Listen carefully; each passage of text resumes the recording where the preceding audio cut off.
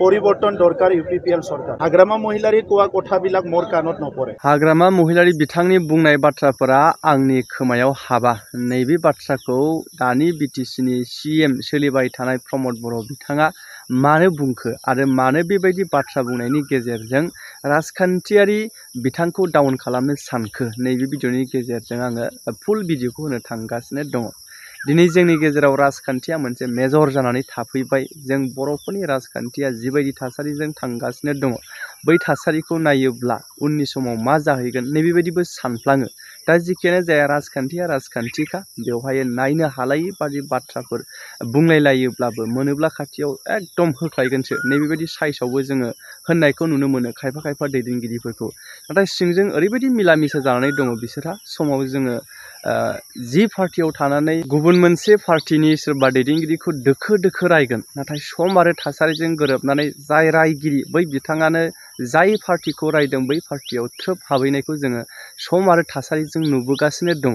दा राजखान्थियाव अब्ला दैदेनगिरिफोरा जिथु सिंजों जेरैबायदि गोरोबनानै थायो जोङो गाहाय लेभेलनि सरासनस्राफ्रासो माने दैदेनगिरिफोरा जेबायदि जोंखौ थुनानै होयोब्ला बिथांमोननि जिबायदि राव भाषणफोरा माने गोसो दुंग्लाब होनानै ओरैबायदि दुंहाव थासारि सोमजियो जाउनावहाय जोङो एखनबा समावहाय जि थासारिया सोरजिनाङा बै थासारिया जोंनि गेजेरावहायबो सोमजिनायखौ जोङो नुनो मोनो। न' डाउट जोङो नैबेबायदि थासारियावहाय जों बुजिनांसिगोन जों गासैबो बुजिनांगोन जे जोंनि दैदेनगिरिफ्रानो बारस्लायनानै थानो हायोब्ला नांलाय खमलाय ओरैबायदि गुद्दा गुदिनि गेजेरजोंबो जुदि बारस्लायनानै गोरोबलायनो हायोब्ला आरो जोंलाय माथोना जोंसो दैथायहरगोन रायजो राजायासो दैथायहरगोन रायजोआनो राजा जों दैथायहराब्लाथ' दैदेनगिरिफ्रा बहा दैदेनगिरि जाहैनो हानो ना नैबेबायदि मोनसे बाथ्राखौबो जोङो साननांगोन।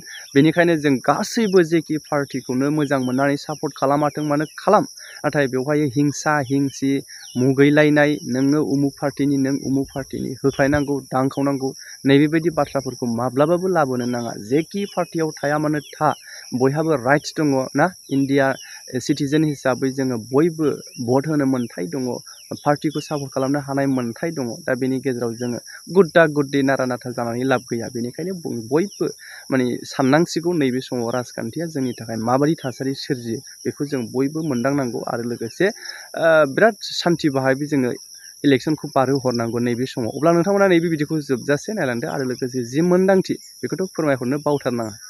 सक हाग्रामा महिलारि डाঙरियार কথাটো আপোনালোকে খুব ভালকে জানে মতেও ভালকে জানে তো আৰু এটা কথা জানে আপোনালোকে যে হাগ্ৰামা মহিলাৰি কোৱা কথাবিলাক মোৰ কাণত নপৰে।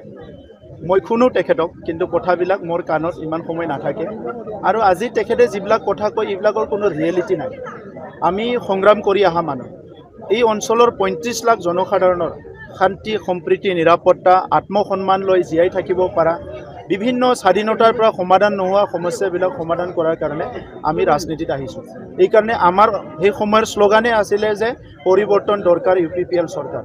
গতিকে আজি যি পৰিৱৰ্তনটো আমি কৰিছোঁ এইটো লৈ পেলাই ৰাইজেও সন্তুষ্ট হৈছে আমিও সন্তুষ্ট হৈছোঁ যে তেখেতে 17 বছৰত একো কৰিব নোৱাৰি যদি একো সন্তুষ্ট লৈছে আমি ইমান কৰিব পাৰিতো আমি সন্তুষ্ট ল'ব লাগিব আৰু ৰাইজক আমি অন্তৰ আত্মাৰ পৰা সন্মান দিছোঁ অন্তৰ আত্মাৰ পৰা বিশ্বাস কৰিছোঁ আৰু অন্তৰ আত্মাৰ পৰা আমি শ্ৰদ্ধা কৰিছোঁ।